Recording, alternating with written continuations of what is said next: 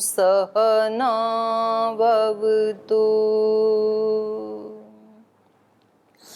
सहनौ भुनक्तु सह वीर्यं करवावहै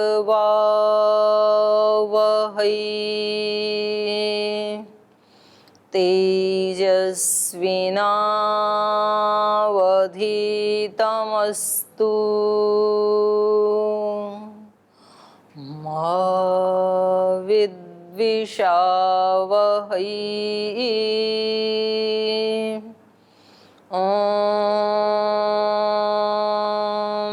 व्रतानां व्रतपते व्रतं चरिष्यामि तच्छकेयं तन्मे राध्यताम् इदमहमनृतात् सत्यमुपैमि ॐ शान्ति शान्ति शान्तिः।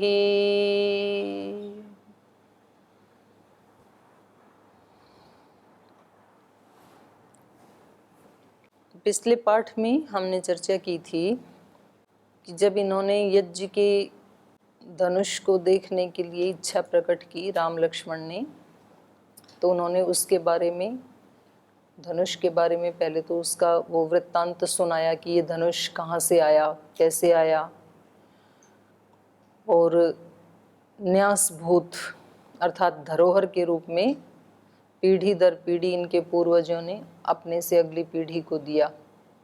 तो पूर्वजों से चला आ रहा है ये धरोहर के रूप में, ऐसे उसके बारे में पूरा वृत्तांत सुनाया इन्होंने। और फिर उसका सीता के साथ क्या संबंध है, फिर उसकी चर्चा की। अथ में कृषत क्षेत्रम लांगोलाद उत्थिता तत, पीढ़ी दर पीढ़ी चलते हुए जब वो धनुष मेरे पास आया तो मैं भी उसका वैसे रख रखाव करता रहा जैसे कि मेरे पूर्वज करते रहे थे। और उन्हीं दिनों कृषतः क्षेत्रम, पृथ्वी को कृषण करते हुए, उसको तैयार करते हुए, कृषि का मतलब तैयार करना, लांगुलाद उत्थिता ततः, लांगुल से अर्थात जो कुश भाग होता है, कुशा का हल्का जो नुकीला सा भाग होता है एक, उसको लांगुल कहते हैं। तो उससे मिट्टी को उठा करके जब उस क्षेत्र को कृषतः उसका शोधन कर रहा था, उसमें कृषि कर रहा था, तब ततः शोधयता क्षेत्रम, उस क्षेत्र का शोधन करते हुए, लब्धा प्राप्त हुई, सीतेति नामना, सीता नाम वाली, विश्रुतः जो बाद में सुनी गई। तो सीता भूमि को भी कहते हैं, सीता ऐश्वर्य को भी कहते हैं, और इनकी पुत्री का नाम भी इन्होंने सीता रखा है। तो उन्हीं दिनों जब यज्ञ की भूमि के लिए क्षेत्र को तैयार किया जा रहा था, उसी समय सीता नाम की पुत्री मुझे मिली। भूतलाद उत्थिता सा, क्योंकि वो भूतल से उत्थिता प्रकट हुई। सा तु व्यवर्धतः मम आत्मजा, और वहाँ से शुरू होकर के फिर वो धीरे धीरे बढ़ने लगी। व्यवर्धत, वो मेरी पुत्री वहाँ से लेकर के धीरे धीरे बढ़ने लगी, वृद्धि को प्राप्त हुई। तो इतना हमने पढ़ लिया था। तो कुछ पूछना है आपको पीछे से, कोई प्रश्न आपका पीछे से? हाँ जी। ओम दीदी, ये नहीं समझे सीता माता का धरती से कैसे हो? धरती से नहीं, हम सभी धरती से ही आए हैं ऐसे तो। अच्छा, धरती से तो इस रूप में आए हैं कि जो कुछ भी माता पिता का जो रजवीर्य है वो अन्न जल से ही पैदा होता है, और अन्न जल सारा पृथ्वी से ही आता है। तो इस रूप में तो हम सब पृथ्वी से ही पैदा हुए हैं। तो इसीलिए इस शरीर को पार्थिव शरीर कहा जाता है, क्योंकि रजवीर्य अपने आप में ही पृथ्वी है, और उससे बनने वाला शरीर पार्थिव, जिसमें पृथ्वी तत्व की अधिकता है। दूसरा मैंने उस दिन बताया था कि यहाँ पर यज्ञ के लिए, तो जीवन को जब यज्ञ मानेंगे, एक तो बाहर का यज्ञ है जो यज्ञशाला में आप करते हैं, और जो हमारा जीवन यज्ञ है, उस जीवन यज्ञ को माने पूरे जीवन को यज्ञीय बनाने के लिए, यज्ञ रूप ही बनाने के लिए ये जो शरीर है ये उसकी यज्ञ भूमि है, फिर यज्ञशाला है। और इसको तैयार करना पड़ता है। पहले तो यज्ञशाला को ही तैयार करेंगे ना यज्ञ करने के लिए, उसमें वेदी को तैयार करेंगे, आसन आदि लगाएंगे, उसमें शोधन करेंगे, लेपन करेंगे, डेकोरेशन करेंगे, घी सामग्री, तो पहले तो उसी को तैयार किया जाता है, तभी तो यज्ञ शुरू होगा। तो जीवन को यज्ञ बनाने के लिए पहले शरीर से शुरुआत की जाती है। पहले शरीर का शोधन करता है जीवन को यज्ञ बनाने वाला व्यक्ति, फिर वो प्राण का शोधन करता है, मन का शोधन करता है, बुद्धि का शोधन करता है। अब ये जो क्षेत्र है, गीता में भी शरीर को क्षेत्र कहा, तो अब ये क्षेत्र क्षेत्रज्ञ के लिए तैयार है। ये तैयार होगा तब आत्मा का दर्शन होगा। तो जो स्थूल संतति की उत्पत्ति है वो भी स्वस्थ शरीर से ही होती है। इसलिए हमारे यहाँ 16 संस्कारों में जो प्रथम संस्कार है उसको भी एक संस्कार जैसे माना है, भोग की अनुमति नहीं है। वैदिक धर्म में प्रजा की उत्पत्ति के लिए वो बहुत श्रद्धा पूर्वक यजन किया जाता है। तो उस दृष्टि से यहाँ पर कहा गया है कि जिस समय मैं अपने इस शरीर को ही एक यज्ञ भूमि के लिए तैयार कर रहा था, उसी समय उस भूमि से सीता नाम की कन्या उत्पन्न हुई। तो इसका मतलब ये नहीं है कि कहीं धरती से जमीन से निकली, ऐसा नहीं कहना है।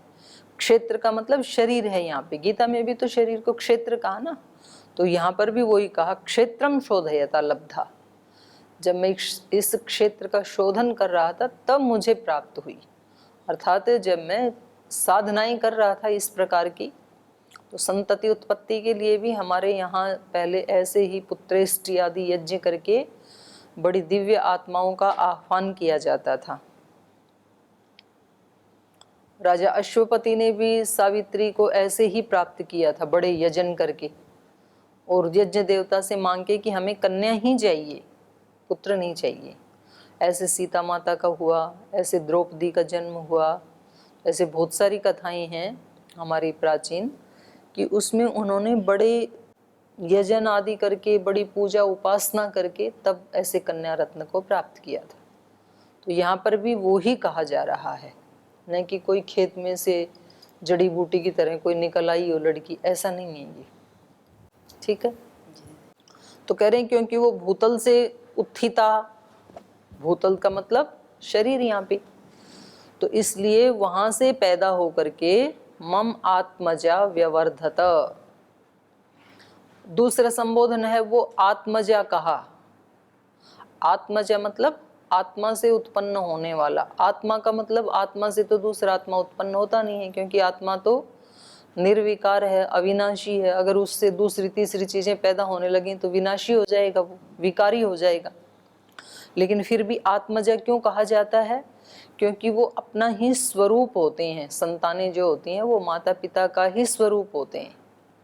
उनके एक एक सेल की जो शक्ति है उससे उनका निर्माण होता है। इसलिए संतानों की आकृतियां, उनकी आवाज, उनका कद काठी बिल्कुल वैसा ही होता है, और कभी तो हूबहू वैसा ही होता है। तो इसलिए इसको यहाँ पर आत्मजा कहा। आत्मजा का मतलब है अपना ही स्वरूप। तो ये योग रूढ़ होकर के पुत्र या पुत्री के रूप में रूढ़ हो गया। तो ये उसके धनुष को देखना चाहते थे, तो पहले धनुष के बारे में बताया, और धनुष के साथ ही बताया कि उसी समय जब मेरी साधनाएं चल रही थी उसी समय मुझे ये पुत्री प्राप्त हुई, जिसका नाम हमने सीता रखा।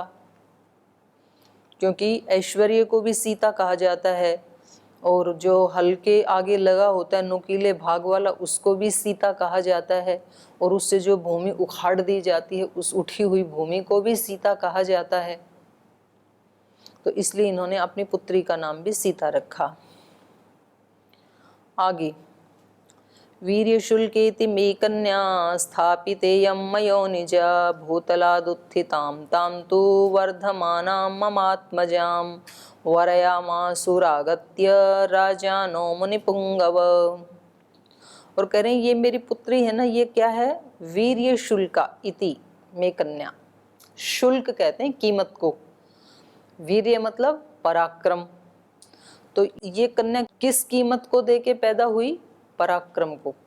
वीर्य शुल्का है ये, बड़ी पराक्रमी कन्या है ये, इसकी कीमत क्या है, पराक्रम, क्योंकि ये अत्यंत पुरुषार्थ से पैदा हुई है, मेरे बहुत साधन भजन पूजन से ये पैदा हुई है।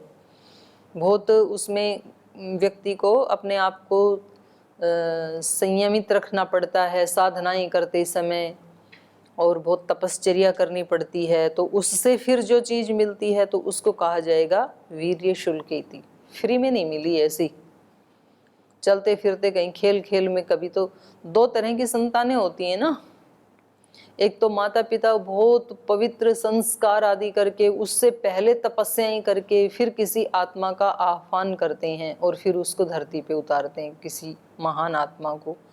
और दूसरा तो माता पिता को पता ही नहीं चलता है, तो 1-2 महीने के बाद पता चलता है कि माँ के गर्भ में कोई बच्चा आ गया, तो उसको वीर्य शुल्का नहीं कहा जाएगा।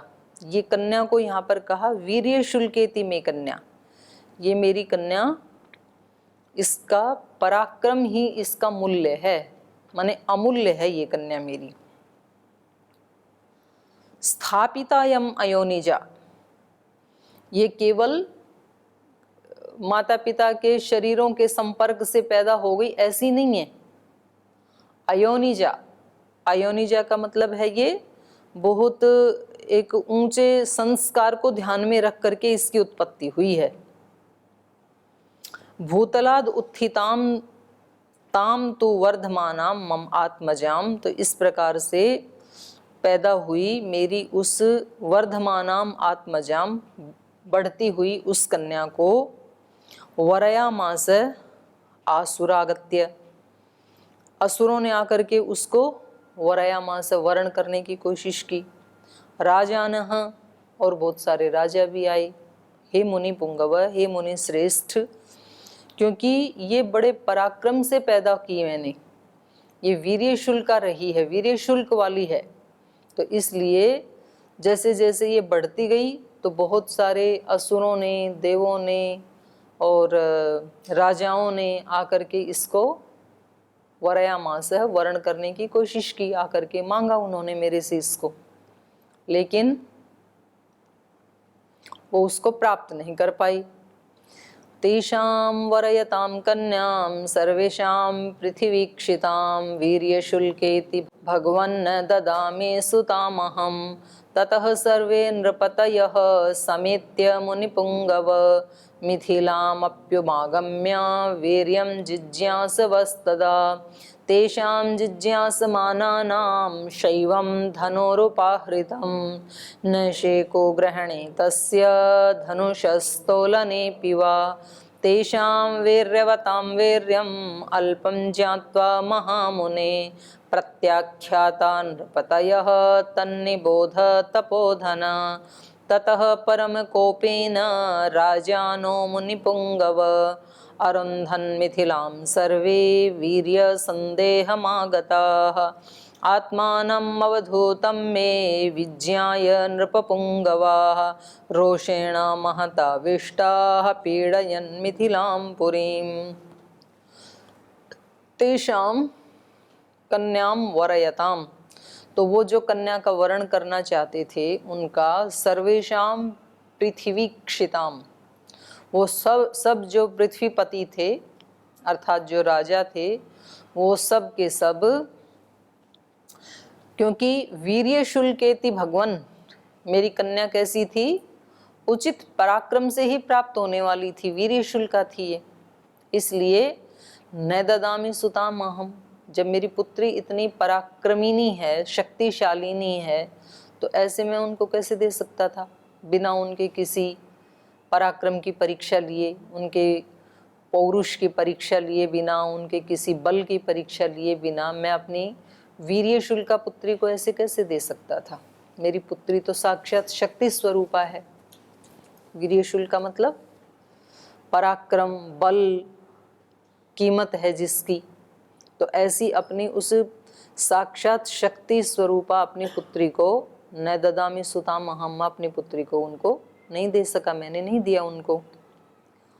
ततः सर्वे नृपतयः, तो फिर वो सारे राजा समेत्य इकट्ठे होकर के, क्योंकि एक एक तो सब पराजित हो गए, धनुष को वो उठा भी न पाए, उसको चढ़ाना तो बहुत दूर की बात है, उसको वो हिला तक भी नहीं पाई। तो फिर क्या किया, सारे इकट्ठे हो गए उन्होंने कि इन्होंने, राजा जनक ने हम सब का अपमान किया है, ऐसे सोच करके समेत्य सारे इकट्ठे होकर के मिथिलाम अपि उपागम्य, मिथिला के ऊपर उन्होंने चढ़ाई कर दी। मिथिलाम अपि उपागम्य वीर्यम जिज्ञासवस्तदा, अपने वीर्य की जिज्ञासा के लिए, माने हम सब मिल करके इसको पराजित कर देंगे राजा जनक को, ऐसा उन्होंने सोचा।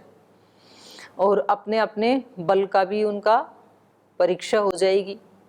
तो सब राजाओं ने मिलकर के इसको प्राप्त करने के लिए मिथिलाम उपागम्य, मिथिला में आकर के वीर्यम जिज्ञासवः, पराक्रम की जिज्ञासा की कि आप बताओ हमें ऐसा क्या करना पड़ेगा जिससे कि हमें सीता मिले। पहले तो वैसे ही आकर के मांगा कि आप अपनी पुत्री का विवाह हमारे साथ कर दें, फिर किया नहीं इन्होंने कि मैं ऐसे कैसे दे देता, क्योंकि मेरी पुत्री तो वीर्य शुल्का है। तो फिर उन्होंने आकर के ये बताया कि अच्छा तो आप कैसे देंगे, आपकी शर्त क्या है वो बता दीजिए। मिथिलाम उपागम्य वीर्य जिज्ञासवः, उसकी जिज्ञासा की उन्होंने कि क्या पराक्रम, कौन सी शक्ति, क्या शर्त है इसके पीछे, वो आप हमें बताइए, हमारी ये जिज्ञासा है, लेकिन हमें सीता चाहिए। तो सारे ऐसे मिल करके आए वहाँ पर मिथिला में। तो तेषाम जिज्ञासमाना नाम, जब उन्होंने ये जिज्ञासा की कि कैसे हमें सीता माता मिले, तेषाम जिज्ञासमाना नाम शैवम धनुरुपाहृतम, तो हमने बता दिया कि ये जो शिव का धनुष रखा है इसको आप उठा दें। जब उन्होंने जिज्ञासा की तो हमने ये धनुष आगे कर दिया, लेकिन ग्रहणे न शेकुहु, लेकिन वो इसको ग्रहण नहीं कर सके, उठा ही नहीं सके। ग्रहणे न शेकुहु तस्य धनुषः, उस धनुष को ग्रहण नहीं कर सके। ग्रहण तो क्या, तस्य धनुष तोलने पीवा, तोलना मतलब उठा के देखना कि कितना वजन, उठा भी नहीं पाई, उसको चढ़ाना तो बहुत दूर की बात है, प्रत्यंचा चढ़ाना तो दूर की बात, वो उसको तोल भी नहीं पाई, माने उठा भी नहीं पाई, हिला भी नहीं पाई। तेषां वीर्यवतां वीर्यम अल्पम ज्ञात्वा महामुने प्रत्याख्याता नृपतयः तन्निबोध तपोधनः।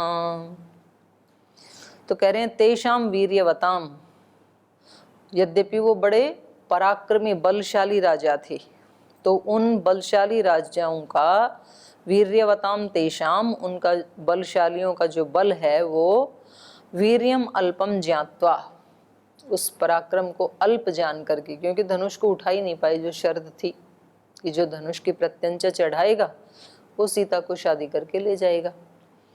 तो उनका अल्प वीर्य जान करके, माने कम शक्तिशाली जान करके, प्रत्याख्याता, मेरे द्वारा प्रत्याख्यान कर दिया गया, उनका विरोध कर दिया गया, खंडन कर दिया गया, पुत्री तो आपको नहीं मिलेगी, आप धनुष हिला भी नहीं सकते।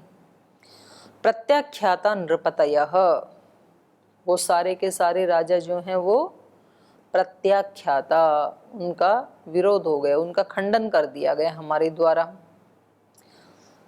तो ऐसा होने पर तपोधन तन्निबोध है, उसके बाद फिर क्या हुआ, तन्निबोध है, उसके बारे में जानिए। हमने उनको मना तो कर दिया कि आपको कन्या नहीं मिलेगी, पर इससे उनके ऊपर क्या असर हुआ और उसके आगे क्या घटित हुआ वो हम आपको बताते हैं। ततः परम कोपेन राजानो मुनि पुंगवः, हे मुनि श्रेष्ठ, ततः इसके बाद राजानः परम कोपेन, वो सब के सब जो राजा थे उन्होंने परम कोपेन, अत्यंत क्रोध के साथ, उनको बुरा लगा और मिथिलाम अरुंधन, उन्होंने पूरी मिथिला को ही रौंद डाला। अरुंधन मिथिलाम सर्वे वीर्य संदेहम आगता, वीर्य संदेहम आगता, जिनका पराक्रम संदेह में आ गया, माने जिनके पराक्रम के ऊपर एक क्वेश्चन मार्क लग गया, ये आपके बल ही नहीं, आप तो इसको हिला भी नहीं पाई। तो जब किसी के बल के ऊपर कोई क्वेश्चन मार्क लगा देता है तो उस व्यक्ति को फिर गुस्सा आता है, क्रोध आता है।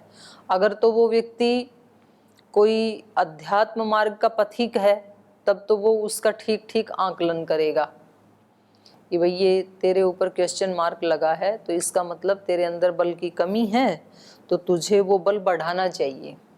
जैसे महर्षि दयानंद ने हरिद्वार में आकर के यहाँ पाखंड खंडिनी ध्वजा गाड़ी और पाखंडों का खंडन करने लगे, तो लोगों ने उनको उखाड़ दिया, उनकी बात मानी ही नहीं। तो उनको पता लगा कि आपका जो बल है वो कम है, अभी इन लोगों के बल के सामने असुरों का बल ज़्यादा है, आपका बल कम है। तो चुपचाप वापस चले गए हिमालय में, क्योंकि अब और ज़्यादा इनके साथ यदि हम खंडन मंडन करेंगे तो क्योंकि मेरी शक्ति कम है तो पराजय निश्चित है। तो समझदारी तो इसमें कि अपने बल को बढ़ाया जाए, और हम अपने बल को क्योंकि बढ़ा नहीं सकते हैं, हिम्मत कर नहीं पाते हैं, और फिर हम सीधे रास्ते पे चलते नहीं, उल्टा रास्ता पकड़ लेते हैं। हमारे सबके जीवन में ऐसे कुछ ना कुछ मौके रोज आते ही हैं, तो उसमें हमारा बल कम पड़ जाता है तो हम पराजित होते हैं, कभी अपमानित होते हैं, कभी किसी के द्वारा धोखे में आते हैं, कभी किसी के द्वारा डांटे जाते हैं, कभी अपमानित किए जाते हैं, तो कुछ ना कुछ तो व्यक्ति निग्रह स्थान में चला जाता है। तो तब व्यक्ति को लगता है कि मेरे अंदर तो बल कम है पर इसके अंदर ज्यादा है, तो मैं इस वाले को कम कर दूं तो ताकि ये भी मेरे बराबर हो जाए। तो वो उसको डैमेज करने में लग जाता है, और इस ऐसा करने से उसका बल पहले ही कम था और गलत रास्ता अपनाया, इसलिए और ज्यादा कम हो जाता है। तो फिर वो और ज्यादा निग्रह स्थान में चला जाता है, और ज्यादा झुंझलाता है। और अगर वो सोचे कि भाई मुझे अपना बल बढ़ाना, अपना पराक्रम बढ़ाना है, तो फिर वो भी उसके बराबर हो जाएगा एक दिन। तो कभी भी हमें गलत रास्ते से चल करके किसी को पराजित नहीं करना चाहिए, क्योंकि उससे हमारी और ज्यादा शक्ति क्षीण हो जाती है। शक्ति क्षीण थी इसीलिए तो हमारे साथ ऐसा व्यवहार हुआ। कोई व्यक्ति हमारे को कम आंकता है, क्या इसमें क्या बल है, ठीक है उधर बैठ जाओ पीछे। इस व्यक्ति को लगता है देखो उस व्यक्ति को तो बिल्कुल आगे बिठाया सोफा के ऊपर और हमारे को पीछे भेज दिया, हमारा अपमान कर दिया, तो हमारे को तो कुछ समझते ही नहीं है। तो फिर हम उनके दोष ढूंढने लग जाते हैं कि हम भी इनको ना, कोई तो इनके दोष छिद्र हमें हाथ लगे तो हम दूसरे को बताएं कि ये ऐसे हैं। और वो ढूंढने में क्योंकि वो फिर राग द्वेष पैदा करेंगे तो हमारी शक्ति और क्षीण हो जाती है फिर, और फिर उधर से भी वही रिस्पॉन्स मिलता है हमें। जब नेगेटिविटी देखेंगे तो नेगेटिविटियाँ खूब मिल जाएंगी कहीं भी, तो व्यक्ति और कमजोर होगा, वो और बलवान होगा। तो ये इस तरह से चलता ही रहता है। तो योगी व्यक्ति तो क्या करेगा, अपना देखेगा और अपना बल बढ़ाने की कोशिश करेगा। लेकिन क्योंकि ये तो राजा थे, ये तो योगी तो है नहीं, और इन्होंने कहा अच्छा जनक हमारे पराक्रम के ऊपर प्रश्न चिन्ह लगा रहा है, हम कितने महान राजा हैं, कितने बड़े बड़े घराने हैं हमारे पास, ऐसा सोच करके बोले हम अभी बताते हैं इसको। तो उन्होंने क्या किया, पूरी मिथिला को ही रौंद डाला, चढ़ाई कर दी। फिर माने जो अभी तक प्रिय संबंधी बनने के लिए तैयार थे वो अभी घोर शत्रु बन गई। तो ऐसे हमारे जीवन में होता है, रोजाना देखते हैं हम टूटते हुए रिश्ते। जो कोई यूं कहते थे कि हम तो इसके बिना जी नहीं सकते हैं, कोई लड़का किसी लड़की के लिए बोलता है, कोई लड़की किसी लड़के के लिए बोलती है, और फिर उनको पता लगा कि ये जो लड़की है इसका तो किसी और के साथ संबंध जुड़ गया, इसके माता पिता ने तो कहीं और संबंध जोड़ दिया। तो फिर ले जा करके उसके मुंह पे तेजाब डाल दी, बोला अगर तू मेरे को नहीं मिली तो और भी किसी को क्या मिल जाए। या फिर उठा करके पिस्टल उसको गोली मार दी,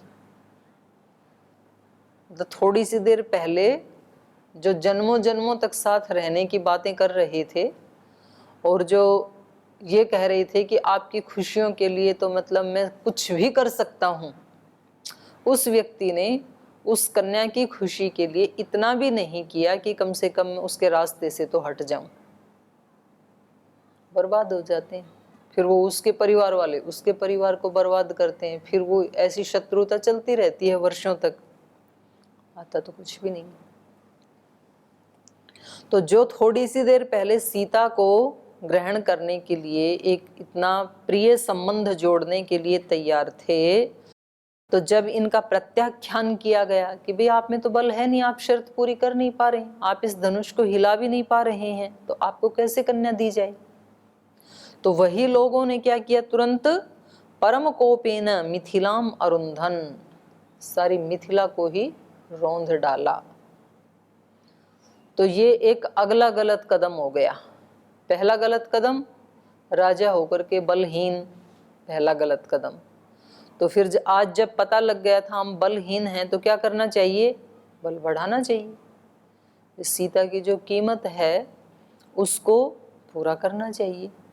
कोई किसी के ज्वेलरी की दुकान में जाए और उसके पास क्योंकि 20,000 रुपये हैं और उसको जो चाहिए डायमंड या सोना जो भी चाहिए वो 1,00,000 रुपए का आएगा।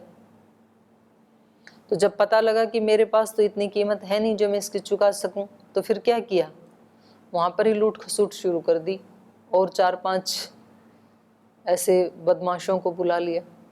सच्ची घटना बता रही हूँ, ऐसे समझाने के लिए नहीं बता रही। अभी लगभग 20-1 दिन पहले की घटना है। शंकराचार्य चौक के ऊपर दिन दहाड़े उसकी ज्वेलर की दुकान को कोई एक व्यक्ति आया, बोले इसकी कितनी कीमत है। खैर वो आए तो लूटने के उससे थे। पूछा ही किसकी कितनी कीमत है, बोले इतनी है। बोले इतने में नहीं दोगे, 1,00,000 की चीज 20,000 में कैसे देंगे जी। तो तुरंत पता नहीं उसने कोई मोबाइल से फोन मिलाया, क्या किया, 4-5 लोग और आ गए अंदर और आकर आते ही शटर डाउन कर दिया दुकान का, अपने आप ही डाल दिया और उन सबको इकट्ठा करके बाथरूम था पीछे उसमें ले गए और वहाँ उनको सबको बांध के एक ही रस्से से या चेन से जो भी है, मोबाइल सबके छीन लिए कि कोई फ़ोन ना कर सके और बाहर से लॉक कर दिया उसको, जो भी उनका वो वॉशरूम था। और आकर के पूरी दुकान को खूब आराम से जो जो कुछ उनको लेना था वो सब लेके गए और जाते समय शटर खोल गए। अब पता नहीं कुछ लोगों ने उन्होंने जो खटखटाया होगा या जो भी किया होगा, कब देखा। तो यदि हमारे पास कीमत चुकाने के लिए नहीं है तो हम फिर विध्वंस पे उतर आते हैं। ये मनुष्य की बहुत बड़ी कमजोरी है। यदि हमारे पास भगवान को प्राप्त करने की हिम्मत नहीं है, हम वो कीमत नहीं चुका पाते हैं, तपस्या नहीं कर पाते हैं, तो फिर हम या तो भगवान को कोसने लगते हैं या भगवान को जिन्होंने प्राप्त किया उन भक्तों को कोसने लगते हैं। ये सब बहकाने वाली बातें, ये सब खाली लोगों का काम है। कुछ मेहनत करो, कुछ पुरुषार्थ करो, जैसे वो तो बिना ही पुरुषार्थ के मिल जाता है। तो ऐसा ही इन्होंने भी किया। तो ये सुना रहे हैं विश्वामित्र जी को, सर्वे वीर्य संदेहम आगताः, जब उनका वीर्य संदेह में आ गया, संदिग्ध वीर्य वाले जब वो हो गए, तो सर्वे उन सब ने मिथिलाम अरुंधन, मिथिला को ही रौंद दिया। आत्मानम अवधूतम में विज्ञाय नृपपुंगवाः रोषेण महताविष्टाः पीडयन् मिथिलां पुरीम।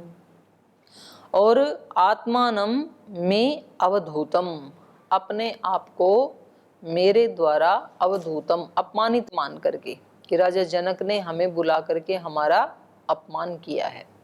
अगर इनको अपनी पुत्री नहीं देनी थी तो हमें बुलाया ही क्यों। और उनका कहना था भाई मैंने तो नहीं बुलाया, तुम तो स्वयं ही आए थे सीता को प्राप्त करने के लिए। मैंने तो केवल शर्त आपके सामने रखी कि यदि आपको सीता चाहिए तो पहले धनुष की प्रत्यंचा चढ़ाओ।